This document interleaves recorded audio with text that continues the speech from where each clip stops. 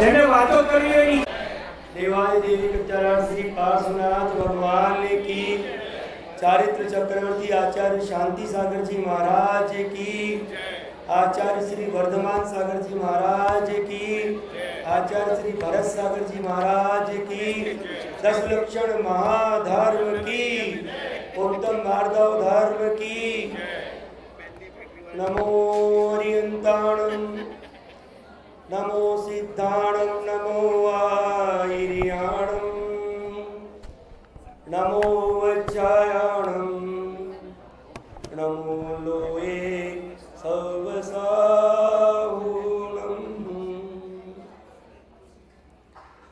नमः श्री वर्धमानाय निर्दूत कलिलात्मने, सालोकानां त्रिलोकानां यद विद्या दर्पणायते।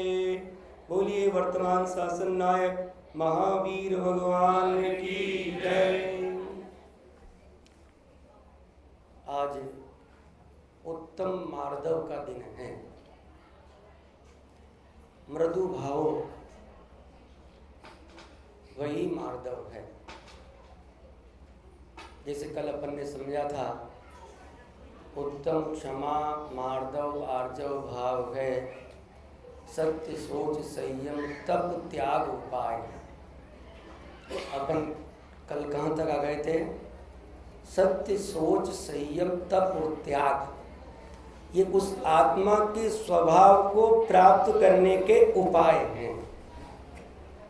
आत्मा के स्वभाव को प्राप्त करेंगे जब हम सत्य बोलेंगे जीवन के अंदर, कि सत्य ही जब भी मैं बोलूँगा, सत्य के अलावा नहीं बोलूँगा, तो अपने स्वभाव को प्राप्त कर सकते हैं। फिर दूसरा, जब मैं जीवन यापन करूँगा तो इन इंद्रियों को वश में करने के लिए, इन कसायों को वश में करने के लिए मैं संयम मार्ग की ओर चलूँगा, तो मेरे को मेरे स्वभाव की प्राप्ति होगी। मेरा स्वभाव क्या? उत्तम क्षमा मार्दव आर्जव, ये मेरा स्वभाव। उसके बाद में तप त्याग, कर्म ऐसे ही नहीं कटते। जिस प्रकार सोने को शुद्ध होने के लिए 16 ताव की आवश्यकता होती है, एक ताव भी कम दोगे तो सोना शुद्ध नहीं हो सकता। उसी प्रकार इस आत्मा को परमात्मा बनाने के लिए, इस आत्मा को तप रूपी अग्नि में उसको तपाना पड़ता है, तो ये आत्मा परमात्मा बन जाती है। त्याग, मेरे में जो बुराइयां हैं उनको मैं अभी तक छोड़ा नहीं, इसलिए उन चीज़ों का त्याग करना आवश्यक है। फिर तप त्याग उपाय है। फिर उसके बाद में क्या होगा? आंकिंचन्य और ब्रह्मचर्य, ये तो सार है।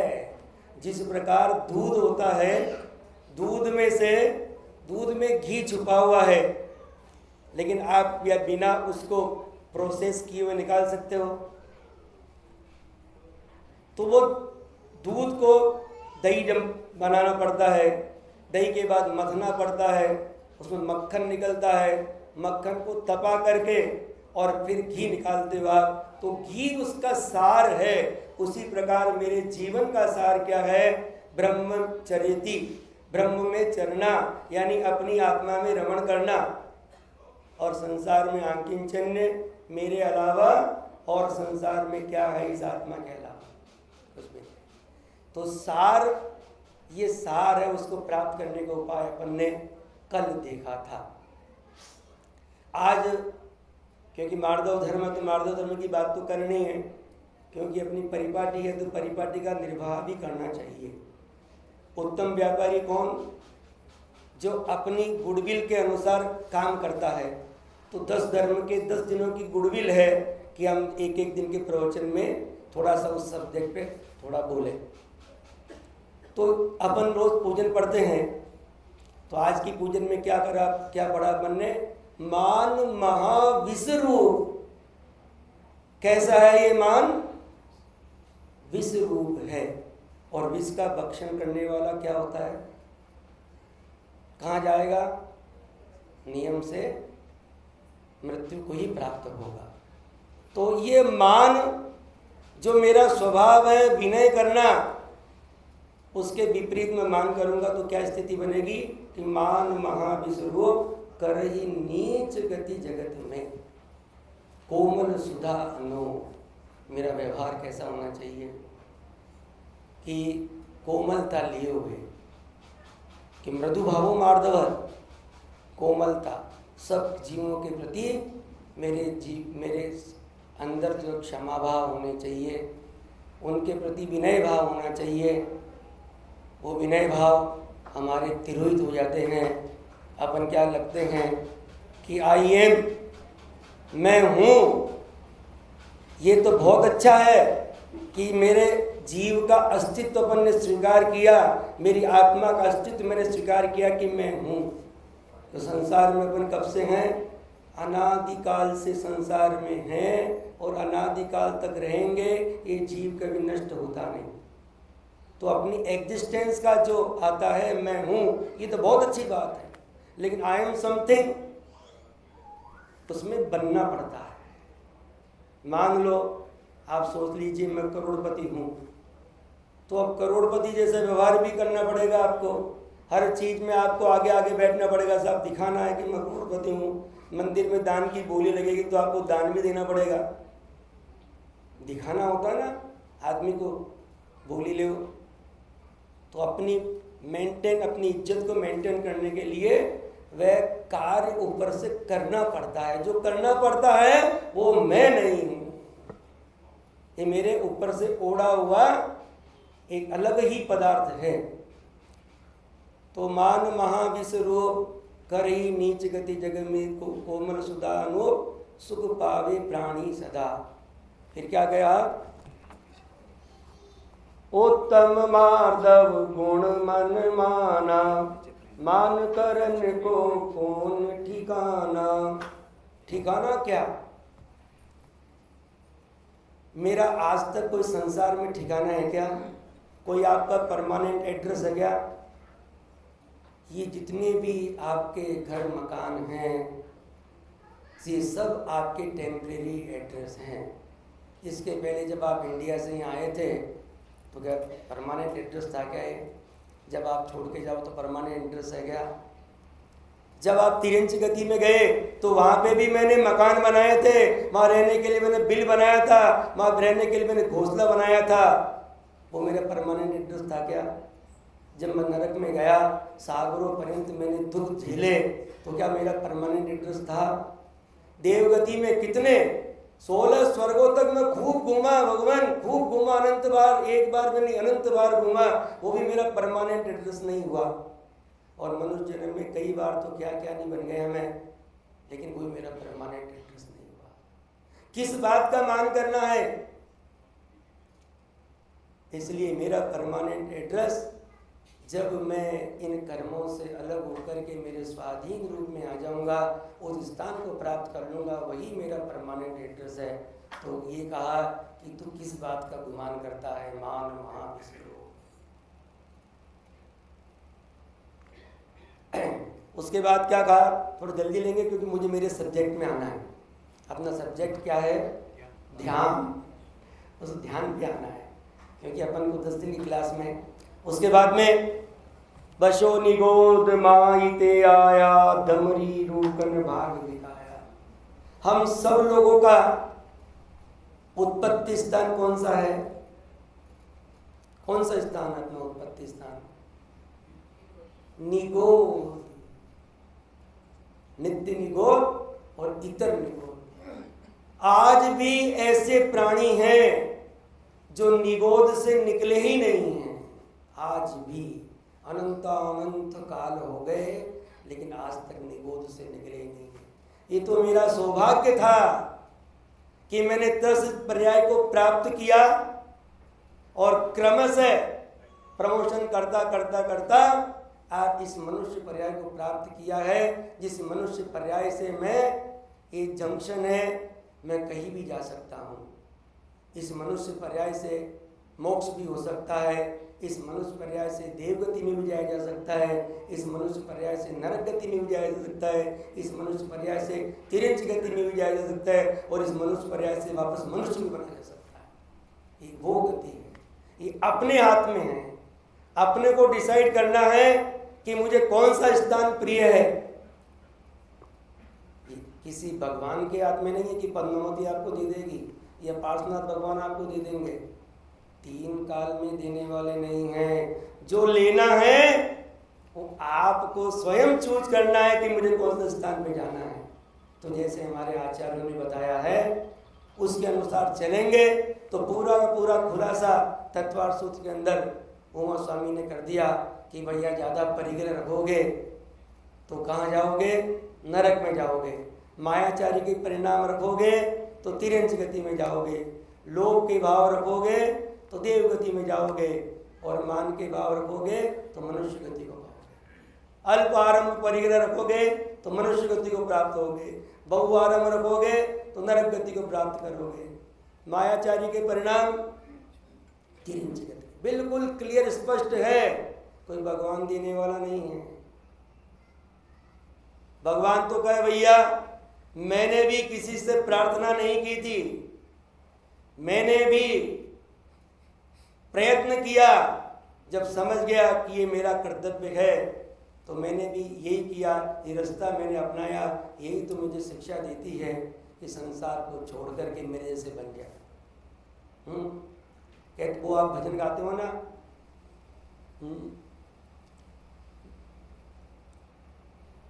ये वीर के चाह मुझे है दर्शन की, वीर के चरण स्पर्शन की। उसमें आगे जो लाइनें आती है, ये आंखें सब जगह देख चुकी है, अब उसको आंख खोलने की इच्छा नहीं है, इसलिए तो भगवान की आंखें बंद रखते हैं। हाथ पे हाथ धराए से करना कुछ न रहा जैसे, मूरत मेरे भगवन की, चाह मुझे है दर्शन की। तो ये वीतराग मुद्रा समझा रही है तेरे को, ये वीतराग मुद्रा मेरे को समझा रही है। देख भैया संसार में जी भर के घूम चुका अब तक, आज तक तूने अपने आप को प्राप्त नहीं किया, तू मेरे जैसे बन जा। यही वीतराग मुद्रा समझाती है और कुछ नहीं दे रही उपदेश। वहां पे दिव्य ध्वनि के द्वारा हम उपदेश सुनते हैं, ये भगवान की दिव्य ध्वनि है मूर्ति में वही उपदेश दे रही है। देख तू मेरे जैसे बन जा तो तेरा कल्याण है, वरना इस संसार में घूमता फिरेगा, तेरा परमानेंट एड्रेस तुझे प्राप्त नहीं होगा। अगर तेरे को परमानेंट एड्रेस प्राप्त करना है तो तू मेरे जैसे बन जा। इसलिए हम लोग कहाँ से आए, हम लोग सब निगोद से आए, हम लोग शुद्ध नहीं थे। कहते हैं ना जीव शुद्ध है, ये भैया इस मनुष्य पर्याय क्या, इस संसार में जीव शुद्ध रह ही नहीं सकता। जीव द्रव्य दृष्टि से शुद्ध है पर पर्याय दृष्टि से तो अशुद्ध ही है। उस अशुद्ध जीव को शुद्ध करने का जो मार्ग, जो अपन प्रयत्न कर रहे हैं, वही तो पूजन कर रहे हैं, वही तो भगवान का अभिषेक कर रहे हैं, वही जिनेन्द्र मुद्रा को धारण करते हैं। ये उस जीवन को, उस जीव को शुद्ध करने की प्रक्रिया है। तो ये जीव अनादि काल से उस निगोद से निकल करके कर्मों की कालिमा से लिपटा हुआ ये अशुद्ध जीव संसार में ही परिभ्रमण कर रहा, बस माध्यम है। 10 लक्षण पर्व जब आते हैं तब अपने आप को हम समझें, कोई गुरुओं का सानिध्य मिलता है तो हमें अपने आप को समझने का मौका मिलता है। जिनवाणी माता अपने आप को समझाने का मौका देती है कि देख तू अब भी समझ ले, बहुत घूम चुका, बहुत कमा चुका, जीवन के लिए तूने बहुत इकट्ठा कर लिया, लेकिन तेरे को एक दिन सब छोड़ के जाना है। ये तू ऊपर से ओढ़ा हुआ है, इस पोटले को तेरे को यही उतारना है, जब जाकर के शुद्ध होगा। तो क्या बशो निगोद अनादि, बशो निगोद अनादि ते आया, क्या लिखा है, बशो निगोद माही ते आया, दमरी रूगन भाग बिकाया। रूगन जानते हो किसे कहते हैं आप तो सब इंडिया से आए हो, और अपन जिस समय आए उस समय अपन को जब सब्जी लेने जाते थे तो वो सब्जी वाला अपन को धनिया और मिर्ची सब्जी के साथ दे देता था हैं। अब आजकल तो पता नहीं देते कि नहीं देते हैं, आजकल नहीं देते। अब तो जमाना ही का हो गया। तो मॉल में सब्जी, हाँ अब आजकल धनिया कितना महंगा। राजस्थान के अंदर हम देखा तो अभी धनिया 80 रुपये 100 रुपये का भाव हो गया। सोचिए आप, तो एक पत्ती भी देता नहीं। पुराने ज़माने के अंदर अच्छे ज़माना था तो वहाँ पे धनिया के वो सब्जी खरीदते आप, मान लो, और औरतों की आदत है। अब यहाँ की आदत तो पता नहीं है कि नहीं है। तो वो क्या है, थोड़ी सी सब्जी लेती थी, धनिया और मिर्ची लेती थी। वो जानता था, दुकानदार भी जानता था रोज आने वाली है, धनिया मिर्ची अपने आप डाल दिए मैंने धनिया मिर्ची, उसका कोई मोल नहीं है। ऐसे ही मेरे भाग्य को मैंने बिका दिया, उस रूकन के भाव में बिका। कभी इस पग में कभी उस पग में बंधता ही रहा हूं मैं। सुना गाना है, घुंघरू की तरह बजता ही रहा हूं मैं। ये मेरी जीवन था, ये मेरा जीवन है। उस जीवन से पार उतरने के लिए हे भगवान दमरी रूकन भाग बिकाया। फिर क्या कहा, देव इक कर्म वसत रूकन बिकाया, कर्म वसते देव इक इंद्री भया। इन चारों गतियों में भ्रमण किया, भ्रमता गिरा फुटबॉल जैसे, कभी इस पैर की ठोकर खाई, कभी उस पैर की ठोकर खाई, ठोकर ही खाती चली जाती है। इसी प्रकार मैंने मेरा जीवन जिया। कभी देव गति प्राप्त कर लिया, कभी तिरंज गति प्राप्त कर ली, कभी नरक गति प्राप्त कर ली, और कभी मनुष्य गति प्राप्त कर ली। कितनी बार, जब 5 परावर्तन आप सुनोगे, 5 परावर्तन अनंत बार किया। द्रव्य परावर्तन, क्षेत्र परिवर्तन, काल परिवर्तन, भाव परिवर्तन, भव परिवर्तन। आंखों में आंसू टपक जाते हैं कि जीवन मेरा ऐसा जीवन है, इतना संसार के अंदर में भ्रमण करता रहा। तो कब समझोगे आप, जब जीवन के अंदर अपने थोड़ा सा प्रति संसार से संवेग भावना आएगी तो हम समझेंगे। अभी तो हमें संसार बहुत प्रिय लगता है, डॉलर बहुत प्रिय लगते हैं, कमाए जाओ कमाए जाओ कमाए जाओ, बढ़ाए जाओ, आखिर छोड़ के सबको जाने।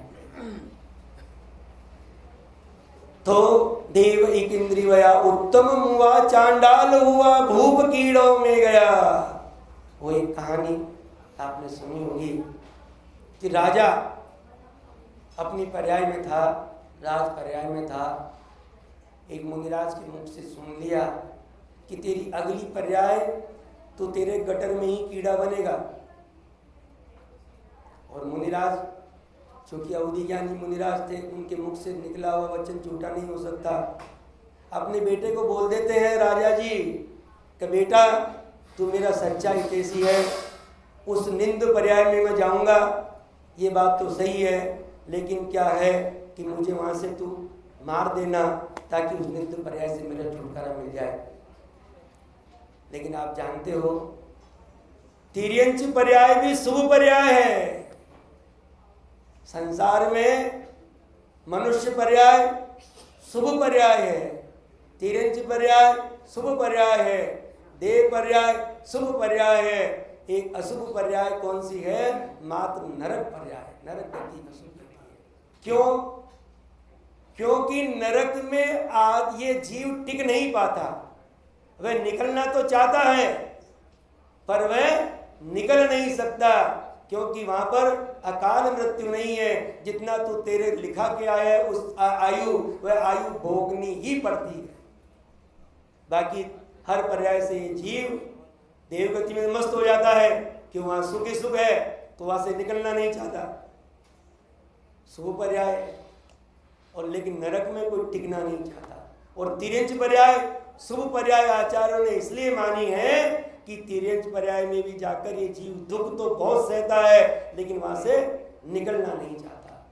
तो वो राजा जी के बेटे वहां गए, देखा तो दूसरे दिन पिताजी की मृत्यु के बाद के अंदर कि वो इतना बड़ा कीड़ा, जैसे बताया था, वो कीड़ा उसको दिखता है वो मारने का प्रयत्न करता है, वो कीड़ा और विष्ठा में घुसता चला जाता है।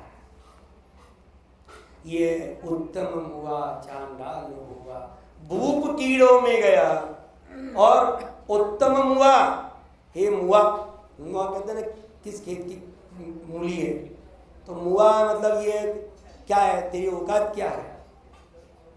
तो उत्तम हुआ, देव गति को प्राप्त करके मैंने दुख मां के सुख भोगे, और जिस समय ये मरण काल आता है तो 6 महीने पहले माला मुरझा जाती है।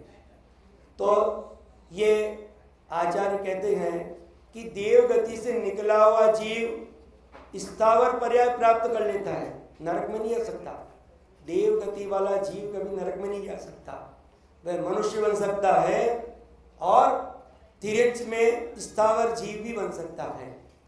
तो जब वह देखता है, क्योंकि 6 महीने पहले जब माला मुरझा जाती है तो वह देव को, क्यों अवधि ज्ञान तो है ही वहाँ पर, तो अवधि ज्ञान के द्वारा देखता है कि मुझे इस मनुष्य जन्म में जाना है। तो वह विचार करता है, अरे इतनी गंदी पर्याय, उस माँ के पेट में 9 महीने, उस पेट के अंदर माँ कीचड़ है, वो खून की ऐसी, मतलब जब देखता है इतना अशुभ पर्याय, कहिए भगवान इस अशुभ पर्याय से तो मैं एक इंद्रिय बन जाऊं तो ज्यादा अच्छा है। तो वह जाकर के आयु बांधता है, और आयु बांधता है, उस गति की आयु बांध करके, और जाकर के वह क्या बन जाता है, आपके सोना चांदी पन्ना माणक ऐसी, और गुलाब के फूल, आम का पेड़, समझ लो ये जीव देव पर्याय से आए हुए हैं, उसका जो कितना परिणाम किया।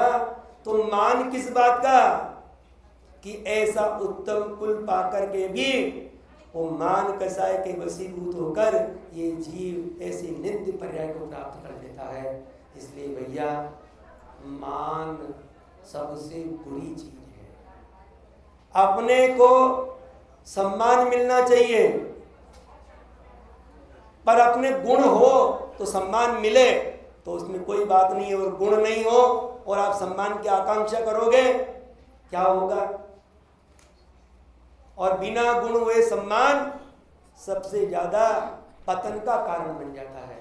अगर किसी को आपको डाउन करना है, खूब जय जयकार बोलिए आप, आदमी चढ़ जाता है कि चढ़ जा बेटे झाड़ पे, आता है ना झाड़, वो आप जो देखा हो ना आपने, जो अपने चने होते हैं, चने के झाड़ पे चढ़ जा, जब गिरेगा जब पता लगेगा, जय जयकार करो खूब, पंडित जी बहुत अच्छे हैं, बहुत अच्छे हैं, गिराने का तरीका बहुत अच्छा है, चढ़ा दो तो ये मान नीच गति का कारण है। इसलिए इस मान को छोड़े, इन 10 दिनों के अंदर अपने स्वरूप को अपन समझे, इसलिए 10 दिन अपन मनाते हैं। कल भी जैसे कहा उत्सव के रूप में नहीं माना। हमारा भाई देखिए अभी इंदौर वाले भाई साहब आए, अभी 10 उपवास कर रहे हैं, और भी कर रहे हैं। ये जानते हैं, इनको महसूस हो गया कि नहीं भैया अनंत बार खाया, लेकिन आज तक ये जो अनंतकालीन संज्ञा चली आ रही है मेरी, ये 4 संज्ञाएं जो है अनंत काल से चली आ रही है। अनंत बार खाते खाते, अनंत बार परिग्रह बढ़ाते बढ़ाते अनंत काल हो गया, पर आज तक इनसे छुटकारा पाया नहीं। अब मैं अभ्यास करूं तो अभ्यास करते हैं, इसलिए आप लोगों ने बहुत उपवास करते हो। ये एक ही भावना है, इसके पीछे मान नहीं करना कि साहब मैंने 10 उपवास कर लिए तो मैं सर्वश्रेष्ठ हो गया, नहीं। विनय आना चाहिए उसके बाद के अंदर। देखिए आज मैंने मेरे रूप को प्राप्त कर रहा हूँ, ये मेरे विनय का गुण जब तक नहीं आए तो मान का साथ नहीं करना। चलिए अब आइए, अब अपने सब्जेक्ट में चलें, क्योंकि इसमें अपन को आधा घंटा पूरा हो गया। आधा घंटा तो देखते देखते पता ही नहीं चलता आप लोगों के बीच में। अब अपन चल रहे थे ध्यान की पद्धति पे। कल अपन कहाँ तक पहुँच गए थे? कल अपन ने देखा अर्थ ध्यान, क्योंकि ध्यान वापस समझ लें, किसी एक को अग्र करके, एकाग्र क्या होता है, एक को अग्र करके और उस पर ध्यान केंद्रित करना, उस पर चित्त को केंद्रित करना, वह ध्यान कहलाता है। तो अपन ने कल देखा आर्त ध्यान भी जो होता है, जब तक हमारे दुख के परिणाम होते हैं तो हमें तीव्र दुख के ऊपर ध्यान केंद्रित नहीं करते हैं, तब तक जो आर्त ध्यान भी नहीं बनता।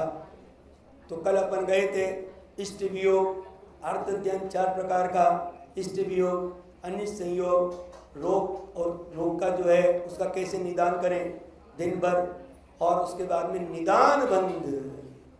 ये बहुत बड़ा ध्यान है, ये निदान बंद इतना बड़ा ध्यान है। अपन पूजन कर रहे हैं बहुत ठाड़ के साथ के अंदर, और सामने एक बहुत बड़ा पैसे वाला व्यक्ति आ गया और आपने कहा कहिए भगवान इस पूजन का फल मेरे को मिले, क्योंकि ऐसा जैसा करोड़पति है। मतलब आज तो करोड़पति बहुत कम खत्म हो गए बात है, अब तो बहुत मल्टी मिलियनर्स हो गए, वो भी कम है। ऐसे पर्याय मेरे को मिले तो जाकर के वह उस पूजन का निदान मान लेता है और जाकर के क्या बन जाते हैं, ये नारायण, प्रतिनारायण, रुद्र, ये सब ने इतनी तपस्या की थी अपने पूर्व जन्म के अंदर, लेकिन एक निदान बांध लिया कि मेरे बाद में ऐसी संपत्ति हो। अभव्य जीव क्या करता है, भव्य जीव मोक्ष जा सकता है और लेकिन अभव्य जीव कभी मोक्ष जा नहीं सकता। वह इतनी उग्र तपस्या करता है कि अगर घानी में पेल देवे उसको तो उफ तक नहीं करे, सहन करता है। लेकिन वहां पर निदान नाम का जो है आर्त ध्यान की वजह से वो ग्रेवे तक जाकर के वापस नीचे आ जाता है। तो ये निदान कभी भी जिनेंद्र भगवान की भक्ति कामना से नहीं करना। हम भिखमंगे तो नहीं, क्या भगवान से मांगना, भगवान दे भी क्या सकता है अपन को, क्योंकि भगवान तो स्वयं तीर्थंकर ने जब त्याग किया तो तीर्थंकर जैसी पुण्य प्रकृति संसार में उसके समान कोई दूसरी पुण्य प्रकृति हो ही नहीं सकती। संसार में सर्वश्रेष्ठ प्रकृति पुण्य प्रकृति जो है उन तीर्थंकर को भी त्याग करना पड़ा। तो मैं किस खेत की मूली हूं, हुए माई, क्या है मेरी औकात, क्या है, कोई साथ ले जाने वाला नहीं भैया। तो ये निदान नहीं करना। ये अपन ने सब देखा, महापुरुषों का जब प्रथमांग पढ़ते हैं तो सबने निदान बंद करके और कैसे दुख हो गए हैं आज। और इससे आगे चलेंगे अपन, जो रौद्र ध्यान अपन ने देख लिया, हिंसानंदी, हिंसा के कार्य करके आनंद मानना, मृषानंदी, झूठ बोल करके आनंद मानना, और उसके बाद के अंदर अपन ने चौर्यानंदी, चोरी करके आनंद मानना, वो सब अपन मानते ही हैं। और परिग्रहानंदी, इसमें सबसे नंबर 1 अपन अपना आता है कि जितना ज़्यादा परिग्रह अपने पास में हो हम सबसे ज़्यादा आनंद में रहते हैं। ये अपनी विचारधारा रहती है, इस विचारधारा को चेंज करना चाहिए अपन को। अब आया धर्म ध्यान। धर्म ध्यान परिणामों को निर्मल करने में एकमात्र सहायक ध्यान। तो धर्म ध्यान के लिए सबसे पहले आता है प्रशम भाव। प्रशम किसे कहते हैं, प्रशम उत्कृष्ट, प्रय यानी उत्कृष्ट उपसर्ग लगा, शम यानी कसायों का शमन करना, और दम यानी इंद्रियों का निरोध करना। ये शम दम आता है, साथ साथ सुना होगा, शम और दम। तो कसायों का शमन करना ये है प्रशम भाव। जिस समय इस जीव को जब ये मिलता है तो पहले दूसरी जो लब्धि मिलती है वो देशना लब्धि मिलती है। पहली क्षयोपशम लब्धि और दूसरी देशना लब्धि, तीसरी प्रायोग लब्धि, उसके बाद करण लब्धि। थोड़ा सा मैं आपको सिद्धांत की ओर ले जा रहा हूँ, मैं थोड़ा टिपिकल है आपके लिए, लेकिन प्रशम भाव को अपन देखेंगे तो प्रशम यानी कसायों का शमन करना, ये किससे होगा, धर्म ध्यान से होगा। कसायों का और इंद्रियों का दमन करना, जो इंद्रियां तो चपलती है हर काम करने के लिए। मान लो अब जैसे अच्छा संगीत चल रहा है तो कर्णेंद्रिय कहते हैं नहीं तो संगीत सुन, कोई अच्छी सा सीरियल आ रहा है, कोई अच्छी सी पिक्चर आ रही है तो आंख कहती है कि तू देख, है कोई अच्छा संगीत बज रहा है तो तू सुन, और अच्छा स्वाद आ रहा है तो एक बार नहीं 2-3 बार खा के देखेंगे बहुत स्वाद बढ़िया आ रहा है, खाते चले जाएंगे। जब पेट खराब है तो कोई चिंता की बात है। तो इंद्रियां तो अपना व्यापार कर रही है, उन इंद्रियों को व्यापार में चलते रहोगे तो आत्म कल्याण तब करोगे। इसलिए उसका इंद्रियों को दमन करना चाहिए। ये है प्रसम भाव। ये किससे आएगा? धर्म ज्ञान से आएगा। उसके बाद में क्या होगा? प्रसम के बाद में संवेग। संवेग यानी उस वेग को रोकना सम्यक दृष्टि से। तो संसार को देख के वो संसार की कामना करना, उससे संसार नहीं रुकेगा, संसार तो वृद्धि को प्राप्त होगा। संवेग यानी संसार और शरीर भोगों से उदास। अब संसार का चिंतन करना, कवैया 14 राजू तंग नव लोक पुरुष संतान तामे जीवनादिते बर्मते विज्ञान। ये संसार भावना है, ये संसार भावना आत्म कल्याण करा देगी। लेकिन आज मेरे बेटे की तबीयत खराब है, उसके लिए दवाई व्यवस्था करना है। आज मैं इतना कमा लिया, कल मेरे बेटे के लिए भी तो व्यवस्था करनी है ना मेरे को। संसार प्रिय है, वहाँ कल्याण होने वाला नहीं है।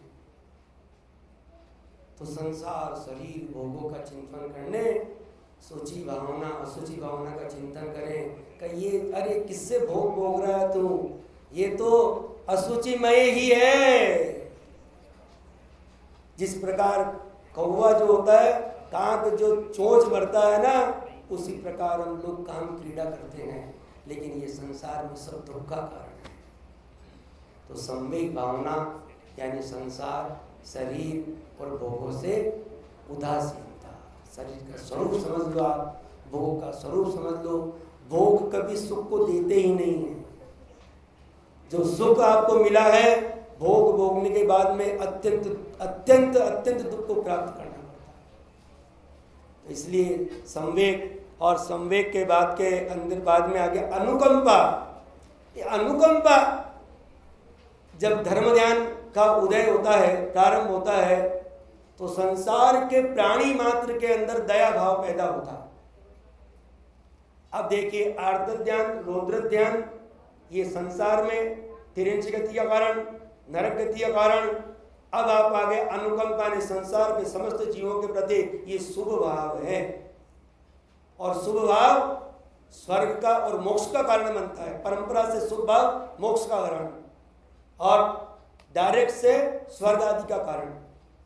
तो अनुकंपा पैदा होती है कि मैं अपनी थोड़ी सी जिह्वा इंद्रिय के पीछे अनंतानंत जीवों का घात करता हूँ, उनको मारने का मेरा क्या अधिकार। सुखी रहे सब जीव जगत के, कोई कभी नहीं घबरावे, वैर पाप अभिमान छोड़कर नित्य नहीं मंगल गावे। बराबर वो पढ़ते हैं, रौद्र भाव, रौद्र परिणाम मेरे पढ़ते हैं। उसके बाद के अंदर अब आ गया अनुकंपा के बाद में आस्तिकता। जिस जीव में अनुकंपा होगी वही आस्तिक होगा, वही पंच परमेष्ठी का भक्त हो सकता है। इसलिए अगर हम पद्मनंदी पंचविंशति का पढ़ें तो उसमें एक बहुत अच्छी बात आई है, जिस जीव को रात्रि भोजन का त्याग नहीं है वो जिनवाणी सुनने का अधिकारी भी नहीं है। क्योंकि सबसे प्रथम चीज जो है रात्रि भोजन। तो रात्रि भोजन करने में अनंतानंत स्थावर जीवों का नहीं, त्रस्त जीवों का हम भक्षण करते हैं। उसमें दया भाव कहां से आ सकती है? जब पद्मानंदी स्वामी ने और पुरुषार्थ सिद्धोपाय में अमृतचंद स्वामी ने इतना मना कर दिया कि वो जिनवाणी सुनने का अधिकारी भी नहीं है, तो जिनेंद्र भगवान का अभिषेक करने का अधिकारी कैसे हो सकता है? आप त्याग को करने के लिए कह रहा हूं, सिर्फ उस ओर ध्यान तो दें कि मेरी गलती कहां है। मैं मान कसाई में इतना फूला हुआ हूं कि मैं सारे गंदे कार्य करता हूँ और फिर आकर के मंदिर में आकर के अपनी चौधराहट करता हूँ कि सबसे पहले अभिषेक मैं करूँगा, आप कौन होते हो, सिर्फ अपने पैसे के बल पे, मान के चाय की बात है और वो कोई बात नहीं है भैया। आपको नहीं कहता हूँ कि पंडित जी अच्छा है हमें रात्रि का भोजन त्याग करा दिया, ऐसा नहीं है मेरी भावना। मेरी भावना तो यह है कि भाई अपना आत्म कल्याण करना है तो थोड़ा समझे इस चीज़ को। तो उसमें क्या फिर पंच परमेष्टि की बात आई। अब धर्म ध्यान की सामग्री क्या है कि आप लोग जब रसोई बनाते हैं तो आपको आटा भी चाहिए, पानी भी चाहिए, नमक भी चाहिए, घी भी चाहिए, गैस भी चाहिए, सब कुछ चाहिए ना। उसके बिना क्या रोटी बन सकती है। फिर पति देव आएंगे ऑफिस से, तूने खाना नहीं बनाया, फिर चिढ़ेंगे आपके ऊपर, क्रोध करेंगे, फिर अपना जो है गृहस्थी डगमग हो जाएगी। इसलिए अब उसकी सामग्री क्या है, तो कब भैया उस ध्यान की, धर्म ध्यान की सामग्री बताई है आचार्य सुखचंद्र स्वामी ने ज्ञानार्णव ग्रंथ के अंदर। बहुत बढ़िया उन्होंने बताया कि सबसे पहले ध्यान करने वाले व्यक्ति को यम कहते हैं आजीवन उस चीज का त्याग करना। अब जैसे मेरे जैसे व्यक्ति को अमेरिका नहीं आना चाहिए था, मैं इंडिया में हूँ, तो क्या त्याग करना चाहिए था कि भैया भारत देश की सीमा को छोड़ करके सब जगह मेरे को जाने का त्याग है। जब तक मैं त्याग नहीं करता हूँ तब तक मुझे समस्त जितनी भी संसार है उन सब दिशाओं में भ्रमण करने का पाप लगता ही लगता है। कितना हमारा खुला हुआ सोचिए। अगर मैंने परिस्थिति का त्याग नहीं किया है संकल्प पूर्वक, तो संसार की समस्त स्त्रियों को भोगने का मेरे को पाप लगता ही लगता है। इसलिए गृहस्थ भी धर्म है। जिनेंद्र भगवान ने दिव्य ध्वनि में दो ही धर्म की व्याख्या की है, गृहस्थ धर्म और मुनि धर्म। जब तक तू गृहस्थ है तब तक एक पत्नी व्रता का नियम ले, वह लघु महाराज बन जाते हैं। सोचिए आप, दुनिया भर के, लेकिन अपन वो भी त्याग नहीं करते हैं। जब त्याग नहीं करते हैं, खिड़की खुली हुई है तो हवा तो आएगी आएगी। हवा को रोकना है तो खिड़की बंद करनी पड़ेगी। त्याग करना है। अब आप त्याग नहीं करो तो कोई बात नहीं, चाहे भोगो नहीं, लेकिन भोगने का आप तो लगता है। ये यम है। उसके बाद के अंदर यम में अब आपको तरह जिह्वा इंद्र की बात कर दे मैं, अवक्ष का त्याग सबसे पहले। अवक्ष आचार्यों ने 5 प्रकार के बताए हैं। पहला बहुघात, त्रसघात, अनिष्ट, अनुपसेव और जो है प्रमाद वर्धक। ये 5 प्रकार का अपन ने अपने इस मुंह को उस म्यूनिसिपैलिटी का डब्बा बना दिया है। आवे जो उसमें डाल लो, कोई भी अपने हित अहित की बात नहीं सोचते हैं, जो आवे सो डाल। तो पहला भेद बहुघात। बहुघात में यानी मेरे लिए चीज इतनी उपयोगी नहीं है कि मेरे को वह चीज मेरे स्वास्थ्यवर्धक भी नहीं है, लेकिन उसका प्रयोग मैं करता हूं और उस प्रयोग के अंदर अनंतानंत स्थावर जीवों का घात होता है। एक छोटा सा उदाहरण ले लें। एक आलू, आज दिन में चर्चा चल रही थी डॉक्टर साहब के यहाँ पर, तो वहाँ आया एक बहुबीजा शब्द आया। तो बाद में मैंने चिंतन किया, बहुबीजा मैंने बता तो दिया था, लेकिन जब मेरे मन में चिंतन जब उस पर चला तो बहुबीजा यानी किसे कहते हैं, उस एक जैसे भिंडी है, उस भिंडी में जो बीज होते हैं वह बीज सब अलग अलग बीज होते हैं, कोई भी एक बीज में दूसरा बीज नहीं होता। जैसे पपीता है, जैसे टमाटर है, उस टमाटर के अंदर प्रत्येक उस बीज का खोल अलग होता है, उसका घर अलग होता है, लेकिन निगोदिया जीव जो होते हैं वह एक शरीर में अनंतानंत जीव रहते हैं। उन सब का शरीर, अनंतानंत जीवों का शरीर एक है, तो बहुबीजा भी वही है, जिसमें बहुत अनंत जीव राशि है लेकिन उनका शरीर एक है, वो बहुबीजा। तो आलू है, आलू क्या है? आलू कोई फल नहीं है, आलू कोई सब्जी नहीं है, आलू जड़ है। उस पौधे की जड़ आलू है जिस पर सारा पौधा टिका हुआ है, और चूंकि वह जमीन के अंदर है वहाँ नेचुरल लाइट नहीं पहुँच पाती है, इसलिए वहाँ पर वो नेचुरल लाइट जहाँ नहीं पहुँच पाती है तो वहाँ पर आर्द्रता रहती है, और लाइट नहीं होने के कारण उस जड़ के अंदर अनंतानंत जीव, निगोदिया जीव वहाँ पैदा होते हैं। क्योंकि वनस्पति दो प्रकार की होती है, साधारण वनस्पति और प्रत्येक वनस्पति।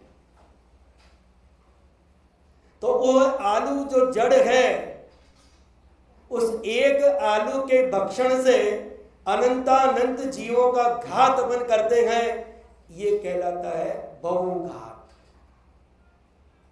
तो बहुघात सिर्फ मात्र इस जीवा इंद्रिय का स्वाद के लिए अपन अनंतानंत जीवों का घात करते हैं। तो सबसे पहले जो धर्म ज्ञान की सामग्री बताई है, यम, इनका आजीवन त्याग। यम यानी आजीवन, जब तक तेरा जीवन है तब तक तेरा त्याग।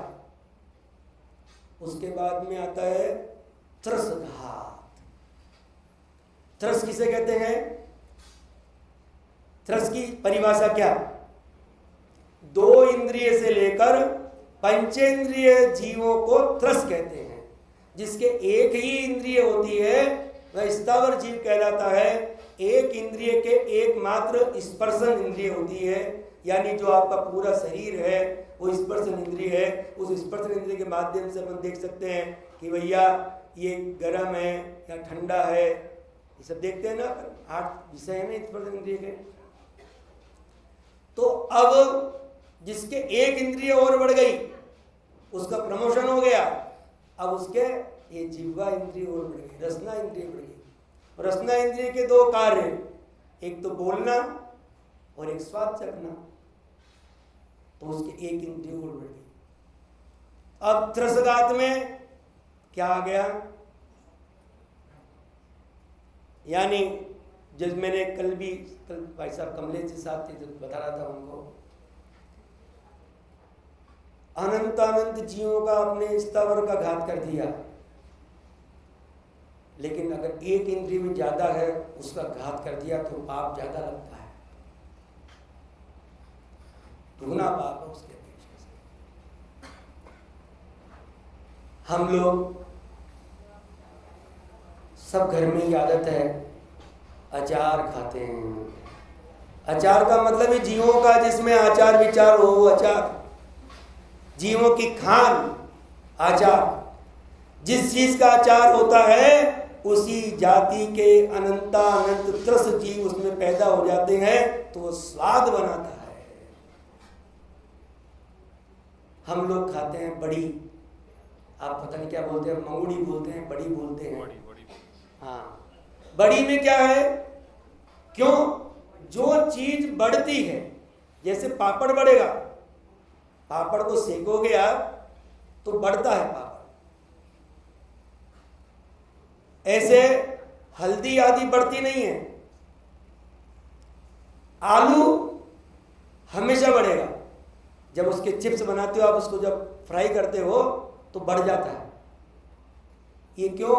कि आलू की आर्द्रता कभी सूख ही नहीं पाती, चाहे कितना ही उसको धूप में दे लीजिए, सब कितना दे दीजिए, उसकी आर्द्रता सूख नहीं पाती। इसलिए भैया इस जरा सी जिह्वा इंद्रिय के स्वाद के पीछे हम लोग, आप लोग हरी छोड़ते हो। हरी क्या चीज है? हरी उस जो प्रत्येक वनस्पति है, साधारण वनस्पति नहीं। साधारण वनस्पति तो आपके आ गए क्या, आपके ये अपना जितने भी जमीकंद है वो सब साधारण वनस्पति में आ गए। लेकिन प्रत्येक वनस्पति में क्या है? आपका आम है, पपाया है, भिंडी है, ये सब के अलग अलग हैं और जब वह पक जाती है तभी खाने के योग्य होती है। कच्ची खाने के योग्य नहीं बताई, क्योंकि अभी उसके अंदर वृद्धि हो रही है, इसलिए वो खाने के योग्य नहीं है। जो स्वतः पक जाती है वह खाने के योग्य है। अपन कच्ची कच्ची ककड़ी लेके आते हैं, कच्ची कच्ची तुरई लेके आते हैं, ये खाने के योग्य नहीं है। अभी बढ़ रहे को जो बढ़ती है अभी, इसलिए अभी उसके अंदर योनि भूत है, अभी वो बढ़ने वाली है। इसलिए हरि में और आपके हरि किस लिए छोड़ना? इंद्रिय संयम और प्राणी संयम।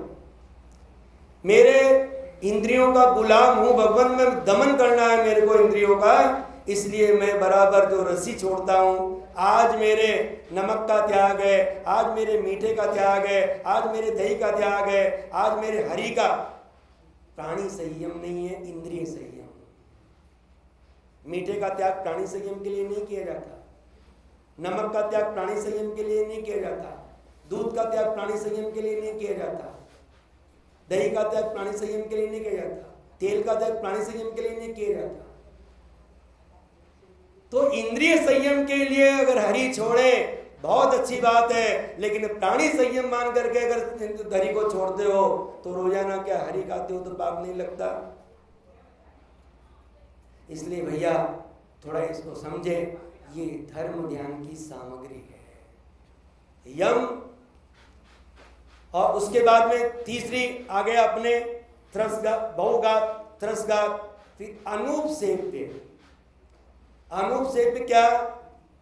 जो खाने योग्य चीज तो है लेकिन उच्च कुल वाले उसका सेवन नहीं करते।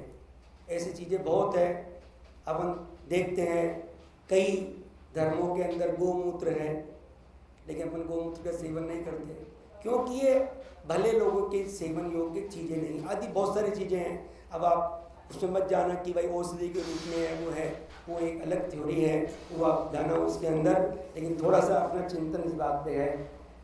फिर क्या होता है? अनिष्ट। खाने योग्य तो है पर शुगर का मरीज है, यानी शुगर में क्या बोलते हैं, डायबिटीज। डायबिटीज का मरीज अगर शक्कर खा लेगा तो क्या होगा? मर जाएगा, मरेगा ही मरेगा उसको।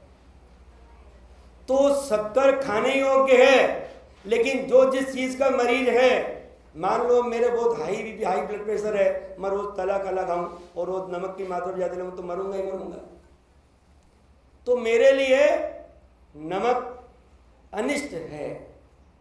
शुगर के मैंने डायबिटीज के मरीज के लिए मीठा अनिष्ट है। तो यद्यपि खाने योग्य है लेकिन वह भी अभक्ष के रूप में ही है। आई बात समझ में? उसके बाद के अंदर अनुपसेव्य बता दिया आपको, और फिर इसके बाद में प्रमाद वर्धक। बहुत सारी चीजें जो है प्रमाद को बढ़ाती।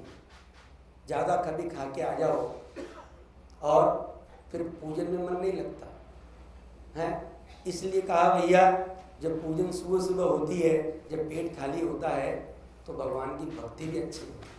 और खाने के बाद के अंदर असलाग, आलस, जिसे कहते हैं ना, असलाग बोलते हैं, आलस आता है। तो ऐसे भी पदार्थ अभक्ष की श्रेणी में आ जाता है। तो भैया पहले इन चीजों का हम त्याग करें, ये होता है यम। कल अपन देखेंगे नियम। उसके बाद के अंदर यम, नियम, प्राणायाम, प्रत्याहार, प्रत्याहार के बाद में धारणा, धारणा के बाद में ध्यान, और ध्यान के बाद समाधि। ये अपना पूरा का पूरा चैप्टर इन 8 बिंदुओं पे है। उसके बाद अपन देखेंगे कि ध्यान कैसे लगाया जाता है।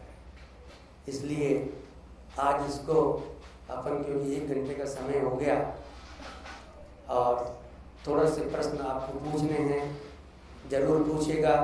जब आप प्रश्न पूछते हो तो मुझे अच्छा लगता है, क्योंकि मेरी दुकान चल रही है, उससे पता लगता है कि आप लोगों में कितनी उसको सुनने की उसकी आकुलता है। तो आप प्रश्न पूछ सकते हैं। कोई भी प्रश्न आपका हो जरूर पूछिए।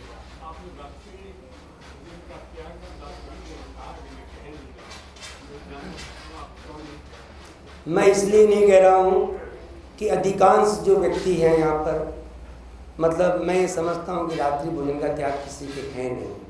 अब अपन 2-4 व्यक्ति ही हैं जिसके रात्रि भोजन का, लेकिन रात्रि भोजन का त्याग का यही है कि कम से कम एक अपना समय तो निश्चित कर लें कि 7 बजे तक, 8 बजे तक, 9 बजे तक, 10 बजे तक, वह भी बहुत चल सकता है। लेकिन जिसका त्याग ही नहीं है, इसलिए मैंने कहा, क्योंकि यह सब प्रकार के लोग आते हैं, इसलिए मैंने ये बात कही है। हालांकि इस गद्दी पे बैठ के ये बात नहीं कहनी चाहिए, आपकी बात सही है। हाँ, जो भी है, पहले आया तो सूर्यास्त के,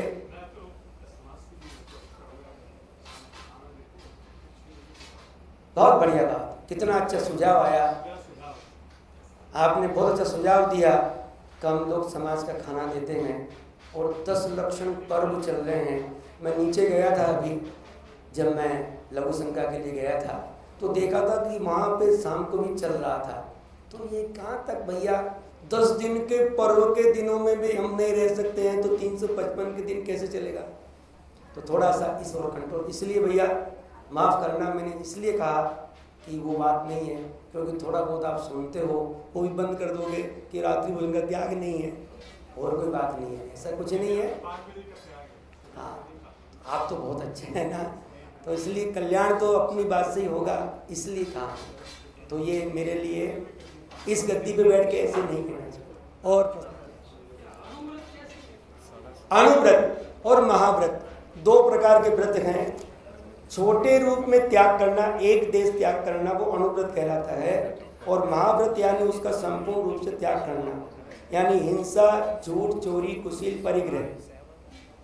हम लोग जो अहिंसा अणुव्रत होता है, अणुव्रत है, वहाँ पर हम लोगों की जैसे संकल्प हिंसा का त्याग होता है, आरंभी, उद्योगी और जो दूसरों से बचाने के लिए हिंसा, प्रतिबंधी जो हिंसा होती है, उसका हमारा त्याग नहीं है। लेकिन मुनिराज जो होते हैं सकल व्रत के त्यागी होते हैं, इसलिए वहाँ पर जो है वो महाव्रत है। हम एक देश के त्यागी हैं, मात्र संकल्प हिंसा के त्यागी है, इसलिए वो अणुव्रत कहलाते हैं, छोटे रूप में। हाँ, वो ले सकते हैं, कोई उसमें फर्क नहीं है। कोई जिसकी जितनी कैपेसिटी हो, जितनी क्षमता के अनुसार जो है अनुव्रत जरूर गैर करनी चाहिए। 5 अनुव्रत में जो है स्थूल रूप से जो है सत्य बोलने का, स्थूल रूप से इसका त्याग होना ही चाहिए। ये सबके जब तक अनुव्रत नहीं है, श्वेतांबर समाज में बहुत अच्छे आचार्य तुलसी जी ने बहुत अच्छा चलाया था, आंदोलन चलाया था, अनुव्रत आंदोलन। लेकिन अपन लोग दिगंबर लोग तो क्या है, ये मेरे बस की बात नहीं है, ये उनका मतलब है, ऐसा नहीं है भैया। अनुव्रत तो सबको ग्रहण करने ही चाहिए। शाम के खाने की जो बात आपने कही, उसमें हमने डिसाइड किया था कि 7:15 को किचन बंद कर देना, और 7:15 को उसके बाद सूर्यास्त का टाइम होता है, तो सूर्यास्त के पहले बंद करने का डिसाइड किया है। अगर समाज में से कोई लेट जाता है तो किचन कमेटी की दुविधा में आ जाती है, खाना नहीं देवे तो भी तकलीफ। हमारी भावना अच्छी है कि ज्यादा से ज्यादा लोग थर्मल लाभ ले सके, इसीलिए हम प्रोवाइड करते हैं। बाकी नहीं, अच्छी बात है। मैं क्या बोल रहा हूँ कि उसका मीनिंग क्या है? 5 बजे से त्याग कर देना, 7 बजे से त्याग कर देना, बहुत अच्छी बात। 9 o'clock से त्याग करना। बहुत बढ़िया प्रश्न आपका किया। देखिए, सबसे बड़ी चीज क्या है, सबसे बड़ी चीज बहुत अच्छी पूछी आपने। सूर्यास्त के 48 मिनट पहले भोजन नहीं करना चाहिए, क्योंकि अपन लोग भोजन करते हैं, आप लोग, मैं भी करता हूँ, ऐसा नहीं है, मैं कोई आपसे अलग नहीं हूँ। सूर्यास्त के समय में इतने जीवों की उत्पत्ति होती है कि वो संधि काल जब होता है तो उसमें जो जीव सूर्य की रोशनी में नहीं थे, अब वो सूर्य की रोशनी जैसे हटती चली जाती है। जैसे मैंने कहा कि आपको जमीकंद का उदाहरण दिया कि वहाँ सूर्य की रोशनी नहीं पहुँचती, आर्द्रता रहती है, तो उस समय उस वातावरण में आर्द्रता आ जाती है, तो जीवों की उत्पत्ति ज़्यादा होती है। तो वास्तव में त्याग, तो रात्रि भोजन का त्याग का मतलब है कि चारों प्रकार के आहार का त्याग सूर्यास्त के पहले कर देना चाहिए। लेकिन अब चूँकि अपन लोग आजकल बहुधंधी हैं, तो किसी को टाइम मिलता नहीं है। फिर आप कोई जॉब पे जाता है, जॉब से आता है 8 बजे है, तो कब तक मैं रहूँगा भैया, तो थोड़ा इतना हमारी नहीं है, इसलिए कहा कि अपने हिसाब से 8 बजे तक 7 बजे तक। लेकिन नियम जो है वो नियम तो यही है जिसका होने सूर्यास्त के। ये बात और भी बात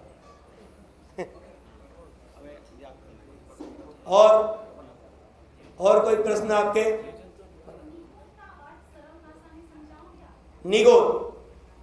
निगोद ये जीव, निगोद नामक वो कलकल भूमि, यानी इन 7 पृथ्वियों के बाद में जो 7 नरक की भूमियां हैं, उस नरक की भूमि के बाद में एक ऐसा स्थान आता है, वहाँ निगोदिया जीव रहते हैं, वह कहलाता है निगोद।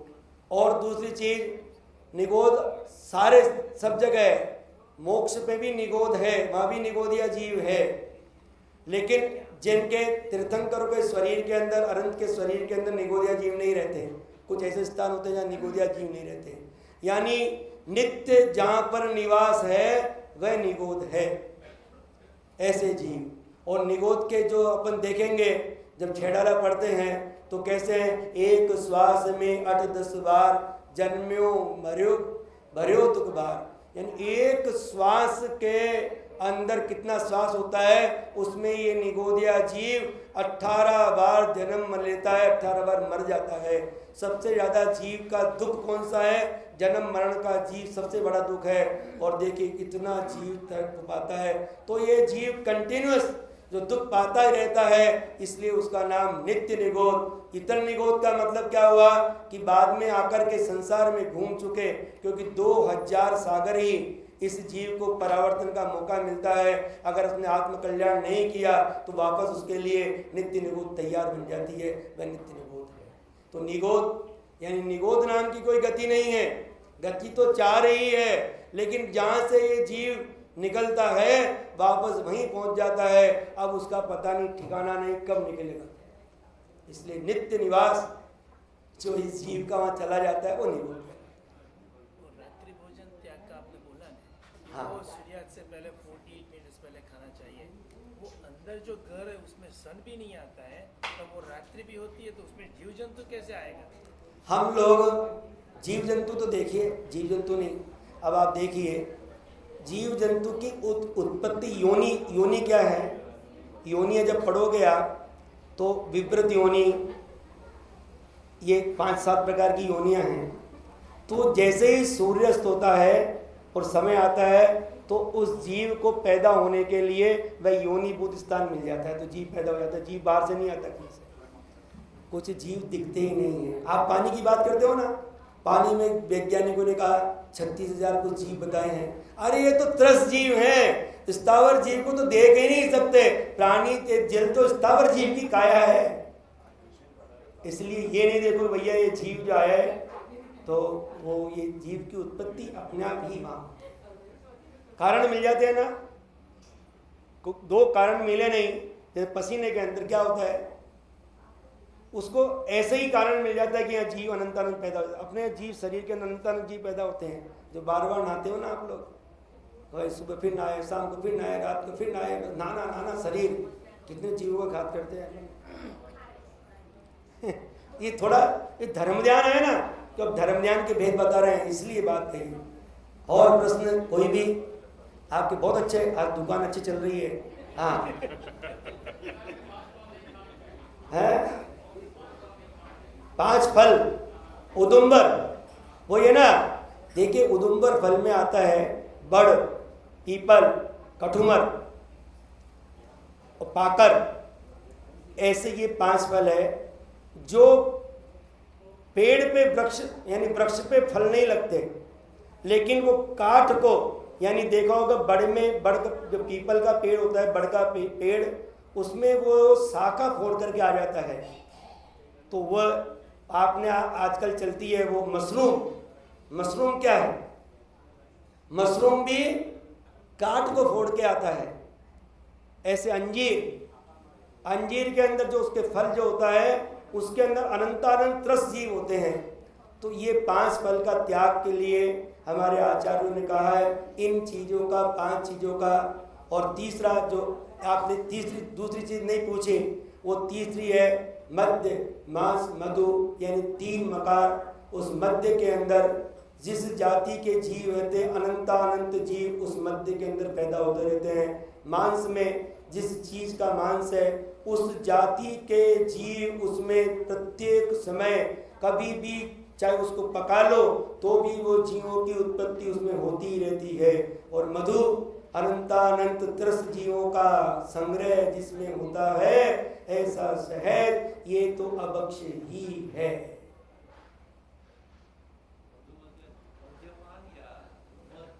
मधु यानी शहद,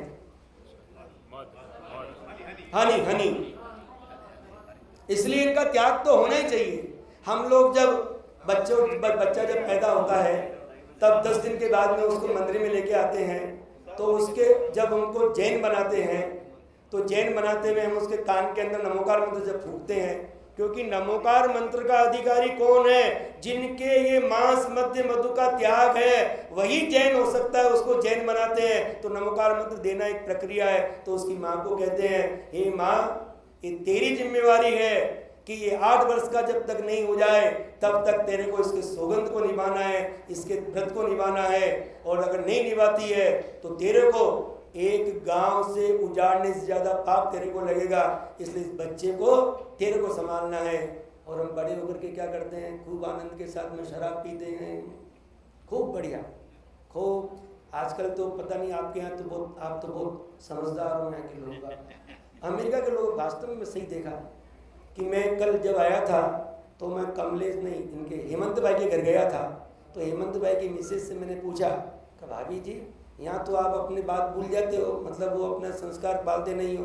तो हेमंत भाई ने क्या कहा मेरे को, पंडित जी हम हिंदुस्तान से ज़्यादा धर्मिया पालन करते हैं।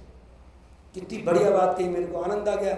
और वास्तव में सही बात है, जब देखता हूँ आपकी उपस्थिति, आपके धर्म के प्रति रुझान, तो एक आनंद सा आता है कि मेरे हिंदुस्तान के अंदर जहाँ पे साधु रहते हैं वहाँ तो भीड़ होती है, बाकी तो सब मंदिर सोने सोने रहते हैं।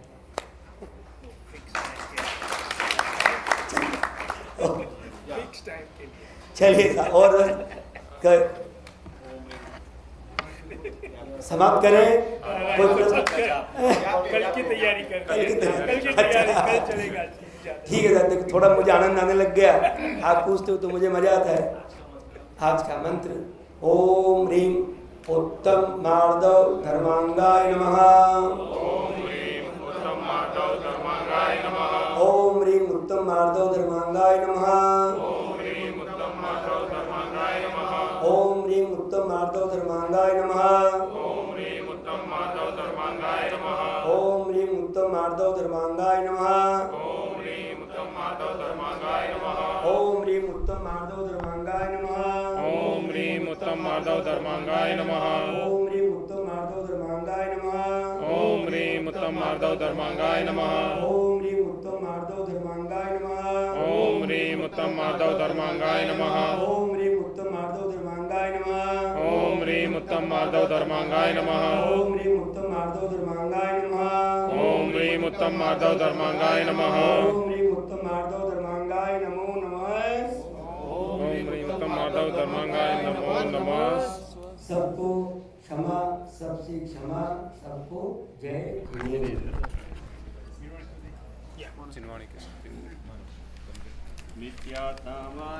सवे को ज्ञान के प्रकाश, सवे को आपा पर बास, सवे को की बखानी है।